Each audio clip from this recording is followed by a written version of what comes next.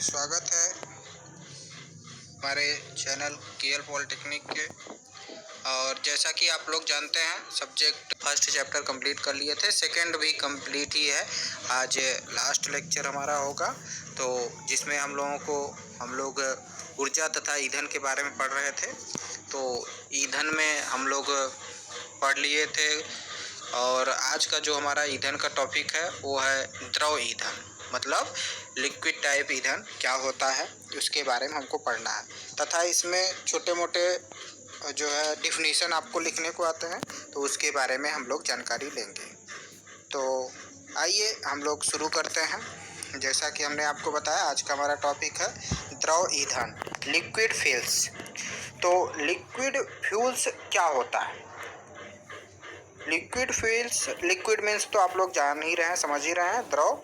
तो आप देख सकते हैं जैसा कि यहाँ पे लिखा गया है, हमने लिख रखा है, लगभग सभी प्रकार की द्रव ईंधन पेट्रोलियम के कच्चे पदार्थों से ही प्राप्त होते हैं।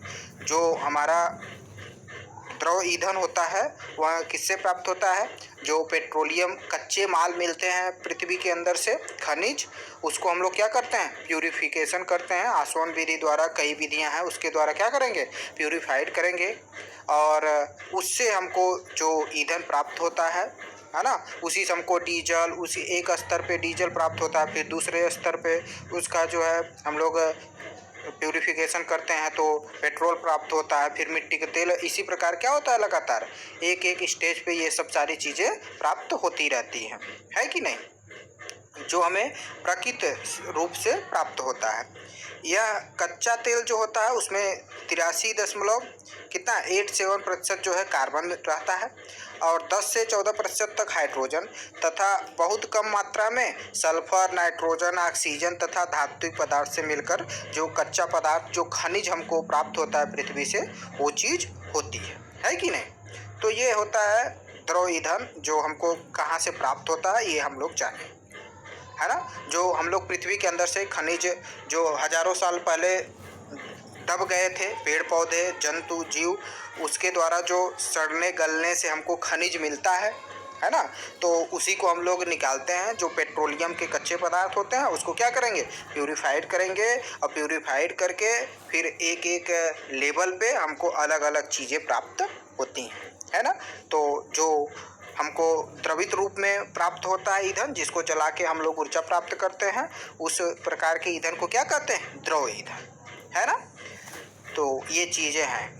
कई बच्चों को प्रॉब्लम आ रही थी कि मतलब पीडीएफ चाहिए, तो आप लोग उसके लिए परेशान ना हो, आप जो है उसका स्क्रीनशॉट ले लिया करो। जो चीज़ें आपको, जैसे वीडियो देखने में टाइम आप लोग कर रहे थे बहुत ज़्यादा जाता है, बहुत बड़ा तो वीडियो होता नहीं, बट अगर प्रॉब्लम है तो आप लोग उस समय नहीं नोट डाउन कर रहे हैं तो आप स्क्रीनशॉट ले लीजिए, स्क्रीनशॉट लिए रहिए, और इसके बाद जब हो जाए कंप्लीट वीडियो तो उसको अपना नोट डाउन कर लीजिए। लेकिन नोट्स बनाना बहुत ज़रूरी है, जो कि आपके एग्ज़ाम में काम देगा, और आपका एग्ज़ाम होने ही वाला है, आप लोग बी प्रिपेयर रहिए, ठीक है। और अब बात करते हैं जो द्रव ईंधन है, इसके क्या क्या प्रॉपर्टीज होते हैं, क्या क्या लक्षण होते हैं, है ना। कैसे हम लोग जानेंगे कि यह द्रव ईंधन है, और क्या क्या उसमें गुण होगा तो हम लोग कहेंगे ये द्रव ईंधन अच्छा है या बुरा है ना। तो देखते हैं, यह निम्नलिखित लक्षण होते हैं। पहला क्या है? इसकी ऊष्मीय मान क्या होना चाहिए? अधिक होना चाहिए। उसका ऊष्मीय मान क्या होना चाहिए? अधिक होना चाहिए। जलने के बाद ऊष्मा उसमें से अधिक उत्सर्जित होना चाहिए, तभी तो हमको ऊर्जा अधिक प्राप्त होगी, है ना। ये लक्षण होता है और होना चाहिए। अगर ये चीज़ रहेगा तभी हम लोग कहेंगे कि एक अच्छा हमारा द्रव ईंधन है। इसी क्रम में अगर दूसरा हम लोग इसके लक्षण देखते हैं, तो इसकी ऊष्मा इसके ज्वलन बिंदु पर पहुंचने पर ही उत्पन्न होनी चाहिए। जब उसका जो ज्वलन पॉइंट है ना, उस पे जब इसकी ऊष्मा पहुँचे तभी इससे ऊष्मा उत्सर्जित होना चाहिए। ये नहीं कि इसके ज्वलन बिंदु के पार पहुँच जाए, जल के राख हो जाए और ऊष्मा बहुत अधिक या पूर्ण रूप से उसमें निकल ना पाए, या फिर ज्वलन बिंदु से पहुँचने से पहले ही सारी ऊष्माएँ निकल खराब हो जाए, तो वह हम लोग अच्छे से उसका उपयोग नहीं कर पाएंगे, है ना। तो ऐसा नहीं होना चाहिए। और इसी क्रम में अगर तीसरा हम लोग देखते हैं, अधिक श्यानता वाली नहीं होना चाहिए। अब बात आती है अधिक श्यानता वाली नहीं होना चाहिए। श्यानता का मतलब क्या है, आगे हमारा ये टॉपिक भी है और ये आता भी है आपके एग्जाम में छोटे छोटे डिफिनीशन लिखने के लिए, है ना। लिखा रहेगा निम्नलिखित के डिफिनीशन दीजिए, तो उसमें 6 दिया रहेगा, आपको 5 करना रहेगा, 5 नंबर का, है ना। तो श्यानता भी उसमें आती है। तो श्यानता क्या होती है इसके बारे में मैं अभी बता दे रहा हूँ, और अभी अगला हमारा इसमें टॉपिक भी है श्यानता, तो उसको हम लोग अच्छे तरीके से पढ़ेंगे। श्यानता का मतलब होता है जो द्रव होता है, द्रव जैसे हम लोग तालाब वालाब में ढिल्ला मारते हैं, चिका मारते हैं, तो उसमें से क्या होता है, लहरें उठती हैं, परत दर परत लहरें उठती हैं। तो जो लहरें परत दर परत उठती हैं तो उनके कणों के बीच क्या होता है, रगड़ाव होता है। जो रगड़ाव का विरोध करता है उसी को क्या कहते हैं, श्यानता कहते हैं। तो श्यानता अधिक नहीं होगी तो रगड़ाव अधिक नहीं होगा, तो आराम से वो लोग जलेंगे, मतलब रुकावट नहीं उत्पन्न होगी, और क्या होगा, अच्छे से जलेगा, ज़्यादा से ज़्यादा ऊष्मा उत्पन्न करेगा। यह जल तथा अन्य ठोस अशुद्धियों से युक्त होना चाहिए, है ना। यह इसमें जल की भी मात्रा अन्य ठोस अशुद्धियों से युक्त होना चाहिए, है ना। तो हम लोग कहेंगे ये द्रव ईंधन है। अब बात करते हैं द्रव ईंधन के लाभ क्या है और हानि क्या है, इसके एडवांटेज और डिसएडवांटेज क्या क्या है, ठीक है। तो पहला हम लोग देख लेते हैं लाभ। इसके लाभ क्या हैं द्रव ईंधन के। इसको पूर्ण दहन के लिए कम वायु की आवश्यकता होती है। जो पेट्रोलियम वाला होता है ना, उसको जलने के लिए वायु या ऑक्सीजन की मात्रा कम जरूरत होती है, ये नहीं कि बहुत ज़्यादा ज़रूरत होती है ना। तो ये चीज़ है। इसी क्रम में अगर हम लोग देखते हैं दूसरा क्या होना चाहिए, लाभ इसके क्या है दूसरे, कोयले की अपेक्षा इसका भंडारण तथा हस्तांतरण, मतलब एक स्थान से दूसरे स्थान तक ले जाना, है ना। कोयले की अपेक्षा इसका जो भंडारण होता है, स्टोर करना होता है, या हस्तांतरण होता है, या सरल होता है ना। जो बहुत ज़्यादा इसकी मात्रा होती नहीं, है ना, कम स्थान भी घेरेगा, आराम से लिक्विड फॉर्म में रहता है, किसी भी टिप में टब में भर के रख देंगे, है ना। कोयले को क्या होता है, एक स्थान से दूसरे स्थान तक ले जाने में राख लग जाता है, ऊपर से जो है कोयला जो है एक टाली में से दूसरे टाली में भरने में भी असुविधा होती है कि नहीं। तो उसको ले आने में कठिनाई होती है कोयले को, जबकि द्रव वाला ईंधन जो होता है आसानी से हम ले आ सकते हैं, है कि नहीं। इसी क्रम में अगर हम लोग देखते हैं इसकी दहन दर को आसानी से कंट्रोल किया जा सकता है। जो इसमें दहन होता है जिसके कारण ऊष्मा उत्पन्न होती है, इसको आसानी से क्या करते हैं हम लोग, कंट्रोल कर सकते हैं। कौन सा, द्रव वाले ईंधन की, है ना। कम जो है फ्लो करवाएंगे उसको, कम वाल्व के द्वारा कम देंगे तो कम जलेगा, है ना। तो आसानी से कंट्रोल हो सकता है। ज़्यादा देंगे ज़्यादा जलेगा, ज़्यादा ऊष्मा उत्पन्न होगी, तो आसानी से इसको क्या कर सकते हैं हम लोग, कंट्रोल कर सकते हैं, कम या अधिक कर सकते हैं। चौथा इसके लाभ है, इसका दहन या उपयोग तुरंत स्टार्ट कर सकते हैं, है ना। डीजल इंजन आप देखते होंगे, पेट्रोल इंजन क्या होता है, तुरंत स्टार्ट करो, चाबी मारो, चलने लगता है। तो ये अच्छी बात है ना। कोयले वाला क्या होता है, पहले उसको जलाओगे, फिर ऊष्मा उत्पन्न होगा, फिर उस ऊष्मा को हम लोग ट्रांसफ़र करेंगे, तो उसमें टाइमिंग बहुत ज़्यादा लगता है। इसमें टाइमिंग बहुत कम लगता है, तुरंत स्टार्ट हो जाता है। और लाभ, पांचवा लाभ देख लेते हैं। पांचवा लाभ हमारा ये है, द्रव ईंधन का रख रखाव आसान होता है। अभी बताया ना, हस्तांतरण भी एक स्थान से दूसरे स्थान तक ले जाने में आसानी होती है, और इसे आसानी से आप रख सकते हैं कहीं भी, है कि नहीं। आप टब में भर दीजिए, है ना, इसके पात्र में भर के कहीं भी आप रख सकते हैं। इसकी छठवां देख लेते हैं, इसकी दहन प्रणाली कोयले की अपेक्षा साफ सुथरी होती है ना। कोयला जलाते हैं तो क्या होता है, राख बचता है, और बेकार का राख को भी डिस्पोज करना पड़ता है ना। लेकिन इसमें ऐसा नहीं है, जला खत्म, और प्रदूषण भी कम होता है ना। कोयले से राख बचेगा, उसको भी डिस्पोज करेंगे, ले आएंगे, उससे राख भी निकलता है, और प्लस धुआं भी उससे बहुत ज़्यादा निकलती है। तो वो क्या होता है, हानिकारक होता है वायुमंडल के लिए। जबकि ये क्या है, हानिकारक इसमें भी निकलती है, लेकिन उतनी मात्रा में नहीं निकलती जितनी कोयले से निकलती है कि नहीं। तो इसकी दहन प्रणाली कोयले की अपेक्षा क्या होती है, साफ सुथरी होती है ना। तो इतने ये 6 लाभ हैं, आप लोग इसको ध्यानपूर्वक पढ़ लीजिए, आराम से लिख सकते हैं एग्जाम में। इसी प्रकार आपसे डिसएडवांटेज पूछेगा। ये एग्जाम में क्वेश्चन कैसे आता है, आपसे सीधा पूछेगा द्रव ईंधन के बारे में विस्तार पूर्वक समझाइए, 5 नंबर का रहेगा। तो द्रव ईंधन कैसे प्राप्त होता है, कहाँ से, ये बता देना। इसके बाद लाभान हो गया, है ना। तो डिसएडवांटेज देखते हैं। द्रव ईंधन की कीमत कोयले की तुलना में 4 या 5 गुना होती है ना। कोयला सस्ता मिलता है जबकि द्रव ईंधन क्या होता है, 4-5 गुना महंगा मिलेगा आपको। पेट्रोल डीजल कितना महंगा महंगा है कि नहीं है। तो ये चीज़ है। इसके भंडारण के लिए विशेष प्रकार की व्यवस्था करनी पड़ती है। जिसको स्टोर करने के लिए पेट्रोल है ना, ज्वलनशील है, इसके लिए बड़ा सा कंटेनर चाहिए, है ना, जो कि अज्वलनशील पदार्थों से लैस होना चाहिए, है ना। जरा सा भी अगर माचिस या कुछ भी आग पाएगा तो ये क्या होगा, जल जाएगा और बहुत भयंकर आग लगती है, आप लोग जानते हैं। तो इसको रखने के लिए एक विशेष प्रकार की व्यवस्था करनी पड़ती है ना। तो ये डिसएडवांटेज है ना, पैसा आपका ज़्यादा लगेगा, है ना। तो ये चीज़ है। इसी प्रकार अगर तीसरा डिसएडवांटेज हम लोग देख लेते हैं। इसका उपयोग इसकी प्रदेश या देश में उपलब्धता पर निर्भर करती है ना। जिस देश या प्रदेश में जहाँ पे मान लीजिए पेट्रोल डीजल वाला इंजन उपलब्ध नहीं है, गरीब हैं, तो कहाँ से कर पाएंगे बेचारे, कोयले को ही जलाएंगे कि नहीं जलाएंगे, है ना। तो ये चीज़ें हैं, उस पर निर्भर करता है, डिपेंड करता है।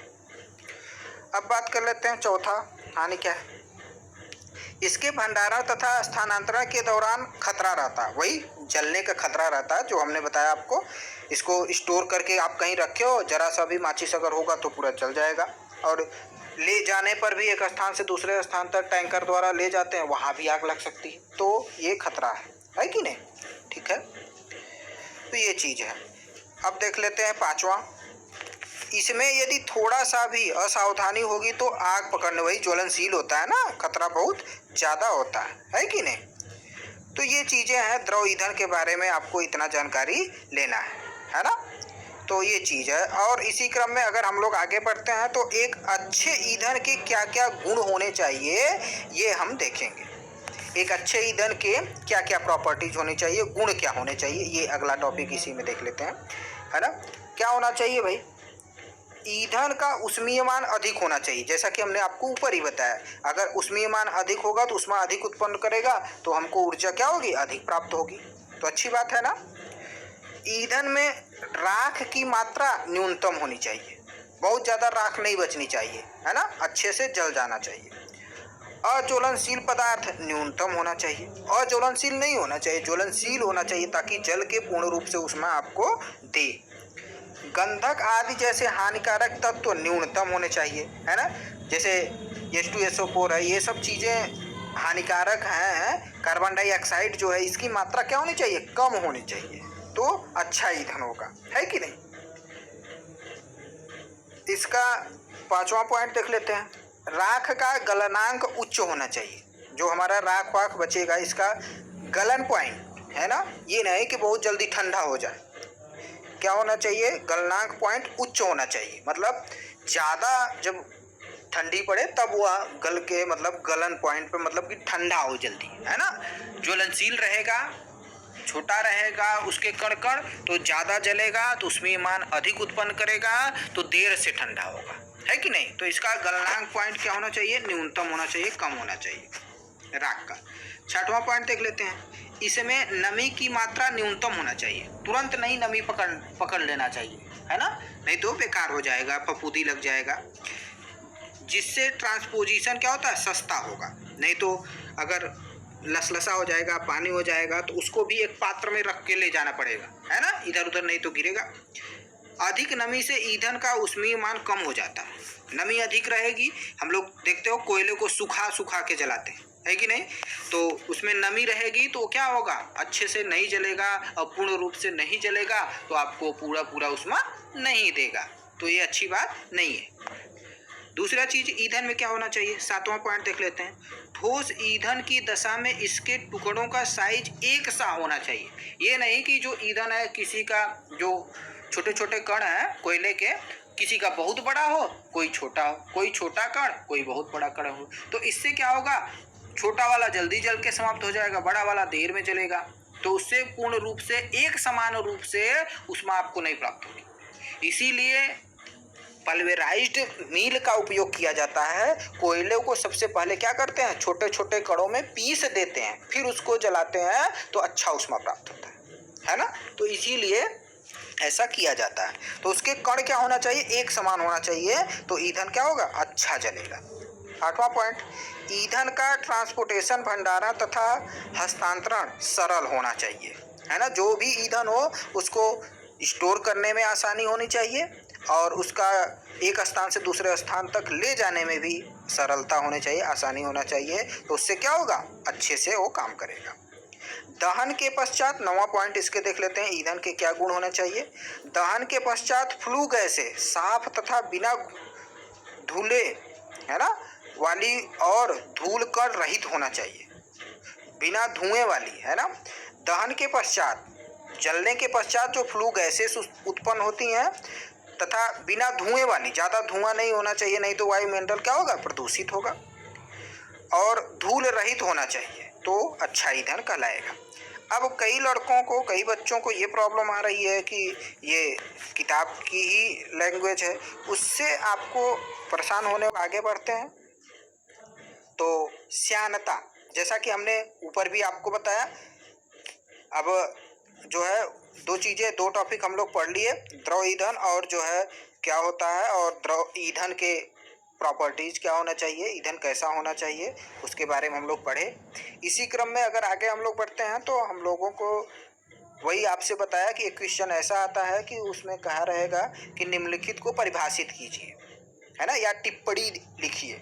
तो उसमें 6 दिया रहेगा क्वेश्चन, आपको 5 करना रहेगा, 5 नंबर का रहेगा, है ना। तो उसमें ये छोटी छोटी जो डिफिनीशंस आती हैं उसी को हम बता रहे हैं, तो आप लोग इसको ध्यानपूर्वक देखिए। श्यानता, पहला पॉइंट हमारा क्या है, श्यानता क्या होता है, विस्कोसिटी क्या होती है। तो हमने ऊपर ही आपको बताया, है ना।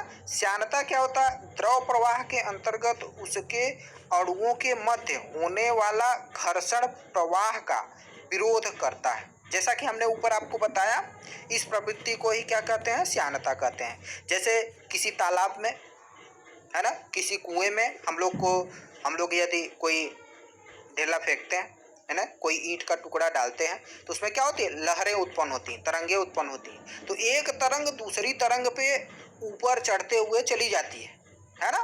तो उससे क्या होती है, उसके कणों में रगड़ाव होगा, तो उस रगड़ाव के कारण उसकी लहरों को विरोध पैदा होती है, बहने में क्या होती है, रुकावट पैदा होती है। तो इसी गुण को, इस घर्षण के कारण जो रुकावट पैदा हो रही है, इस प्रवृत्ति को, विरोध को ही, यहाँ देखिए विरोध करता है, इस प्रवृत्ति को ही क्या कहते हैं, श्यानता कहते हैं। इसका मतलब क्या है बाबू, जो चीज जितने गाढ़ी होगी, मतलब उसमें जितने कण ज्यादा होंगे, उसकी श्यानता भी क्या होगी, उतने अधिक होगी, क्योंकि ज्यादा कण होंगे, ज्यादा रगड़ा होगा कि नहीं होगा, और जब ज्यादा रगड़ा होगा तो ज्यादा विरोध उत्पन्न होगा। तो जो चीज जितने तरल होगी, है ना, वह उतने कम श्यानता वाली होगी, जो जितने गाढ़ी होगी वह उतने ज्यादा श्यानता वाली होगी, है ना। तो ये चीजें हैं, यही कारण है कि पतले द्रव जैसे पानी आसानी से बहते हैं, जबकि गाढ़े द्रव क्या होते हैं, धीरे धीरे बहेंगे, उसमें श्यानता, विरोध बल ज्यादा लगेगा। अगर गाढ़ा रहेगा तो क्या होगा, धीरे धीरे बहेगा, और जो हल्का पतला होता है वो आसानी से, उसमें श्यानता कम होती है तो विरोध कम लगता है, तो आसानी से बहता है ना। इसी प्रकार अगर अगला हम लोग पॉइंट देखते हैं, छोटे छोटे डिफिनीशंस वाली बात जो है, तो उसमें हमारा अगला पॉइंट है स्फुरांक, मतलब फ्लैश पॉइंट। फ्लैश पॉइंट मतलब जलने वाला पॉइंट। कोई भी पदार्थ ईंधन है, उसका जो ज्वलन पॉइंट होता है उसी को क्या कहते हैं, फ्लैश पॉइंट। जैसा कि हमने यहाँ पे लिख रखा है, यह वह न्यूनतम तापमान है जिस पर किसी तेल या ईंधन का वायुमंडलीय वायु के साथ बना मिश्रण क्षण भर के लिए समय पर जलता है, जब लौ उसके समीप लाई जाती है, जिसे स्फुरांक व दमकांक भी कहते हैं, है ना। तो आप लोग देखिए, मैं बोल रहा था पहले ही, वह न्यूनतम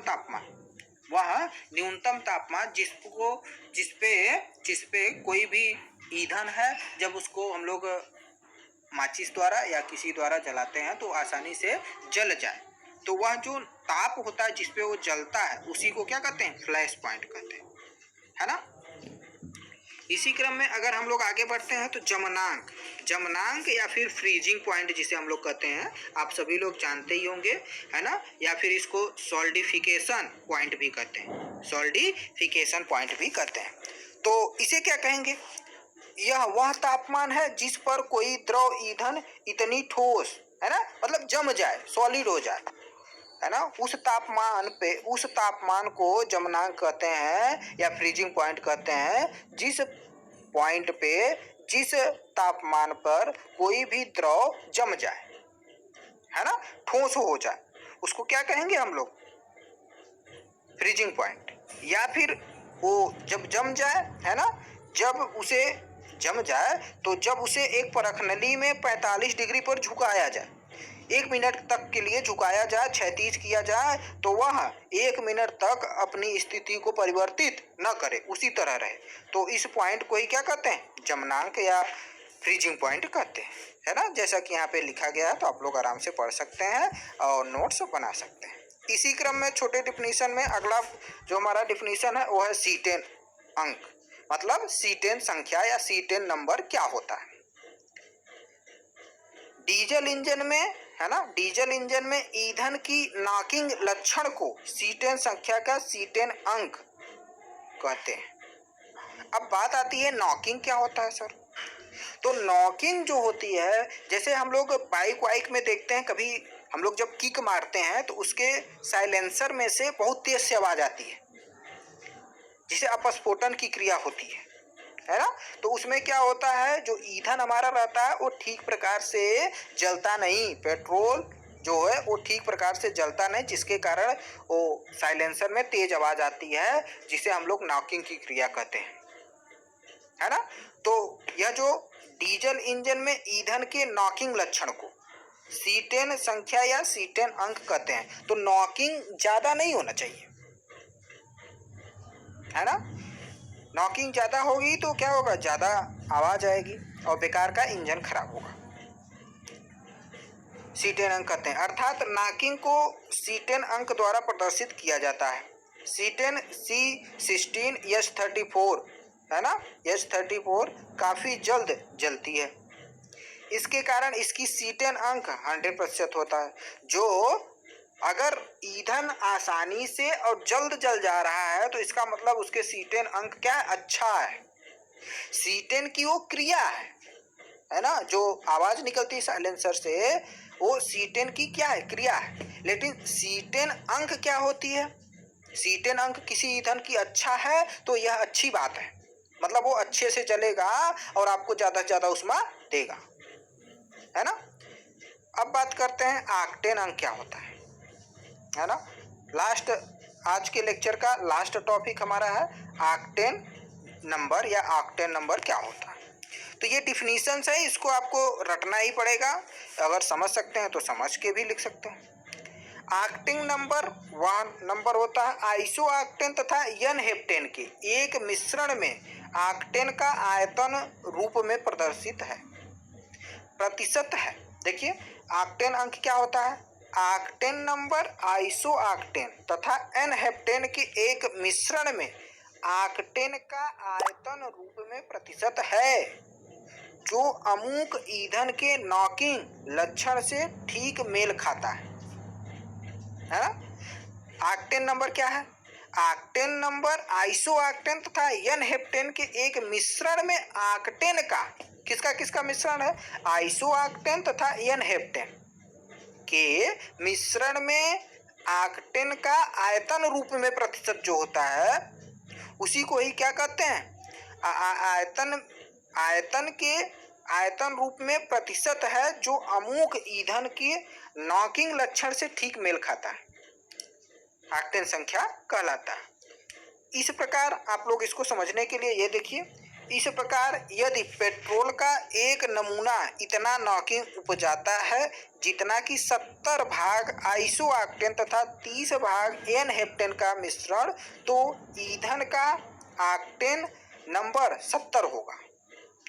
आजकल 100% या 100 ऑक्टेन नंबर से भी अच्छे ईंधन उपलब्ध हैं, जो कि पूरी जल जाते हैं और कुछ भी राख में नहीं छोड़ते, तो उसका ऑक्टेन संख्या क्या होगा? बहुत हाई होगा।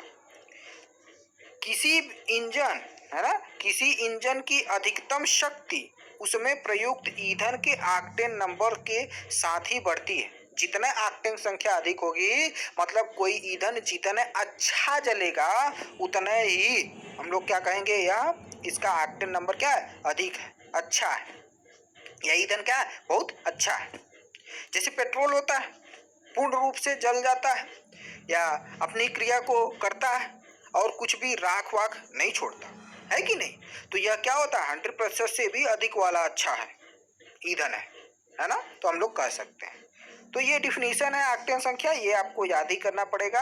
ऑक्टेन नंबर है ना, आइसो ऑक्टेन तथा एन हेप्टेन के एक मिश्रण में ऑक्टेन का आयतन रूप में प्रतिशत है जो अमुक ईंधन के नॉकिंग लक्षण से ठीक मेल खाता है। इसी को ही ऑक्टेन अंक कहते हैं, है ना। तो ये चीज़ें थी, इसको आप लोग आराम से पढ़ लीजिए, है ना, और अच्छे से पढ़ाई करिए।